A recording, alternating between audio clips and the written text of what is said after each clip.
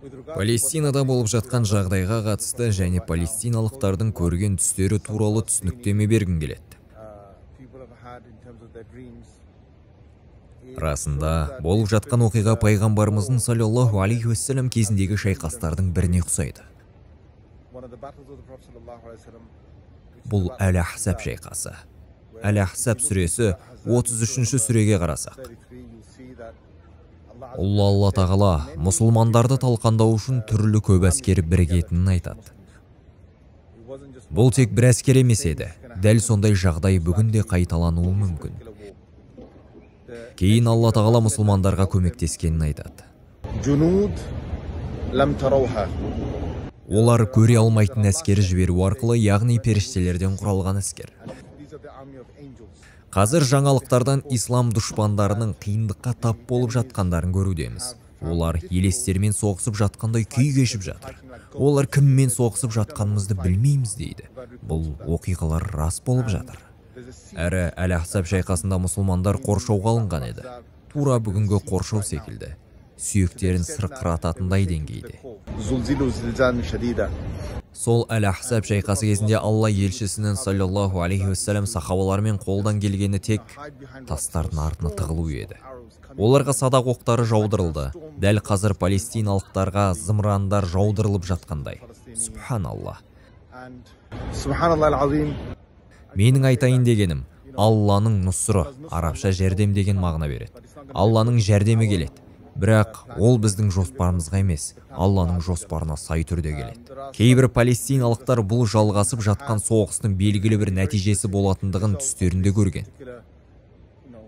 Алланың рұқсатымен бір нақты нәтиже болады. Алланың жәрдемі келеді. Ол біз шығара алмайтын нәтиже шығарады. Дүние жүзіндегі бауырларыма, қарындастарыма мына нәрсені айтқым келеді. Біз қолдан келгенше көмектесуіміз керек. Бірақ естеріңізде болсын, сол жерде болып жатқан барлық сұмдық бейнелерді неғұрлым көп көрген сайын, сіз соғұрлым депрессияға түсесіз. Алла елшісінің саллаллаху алейхи уассалам Мәдинада болған кезде Меккеде мұсылмандар азапталғанын естіді. Бірақ олар бұл азаптауларды көрмеді, тек естіді. Әрине, Меккедегі азапталған мұсылмандар үшін дұға жасайтын. Бірақ одан артық Меккеде қалып азапталып жатқан мұсылмандар үшін пайғамбардың саллаллаху алейхи уассалам қолынан келетін еш нәрсе болмады. Ал бұл бейнелерді көру сізді бір стресске әкелуі мүмкін. Өйткені сіз оны бақылап, видеоларды бірінен соң бірін көресіз ғой. Әрине, жаңалықтардан хабардар болып отыру керек. Бауырларыңыз үшін жанашырлық танытып, уайымдауымыз керек. Қолдан келгенше көмектесу керек. Бірақ мұндай бейнелерді бірінен соң бірін көруді азайтуға тырысыңыз. Өйткені ол күйзеліске ұшыратады. Сіз басқа елде болсаңыз ештеңе істей алмайсыз. Пайғамбарымыз саллаллаху алейхи уассалам Мәдинада болған кезде Меккеде азап шеккен мұсылмандар үшін дұғадан басқа еш нәрсе жасай алмаған. Алла елшісі саллаллаху алейхи уассалам тек мұсылмандарды болашақта қауіпсіздік пен өркендеу үшін қолынан келгенін жасауға тырысты. Бірақ ол да сахабаларды азаптауларға бүгінгі біздің көріп жүргеніміздей қарамады. Осыны ескеріңіз.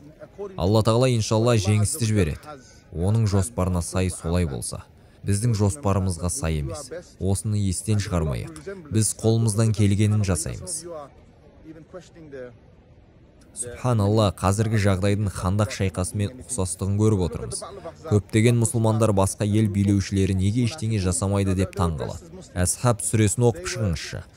Алла тағала мұнафықтардың тобы туралы айтады. Мұсылмандар сияқты намаз оқыған, мұсылманша киінген, мұсылмандар сияқты жүріп тұрған, бірақ мұсылмандардың жеңілуін қалаған 200-лердің тобы туралы айтады. Аллах олар туралы сынақтар, соғыстар басталар алдында не істегендерін баяндайды. Олар ең алғашқылардың бірі болып қашып кеткен.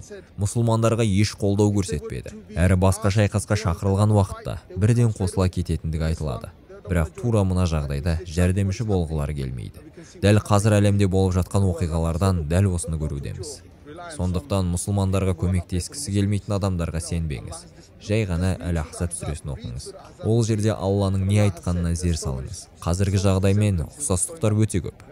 Алла тағала бізді дүниедегі барша мұсылмандарды жарылқасын, әсіресе апатқа ұшыраған соғыс құрбандарын әлемдердің Раббысы мейіріміне алсын. Амин. Я Раббал аламин. Ассаламу алейкум.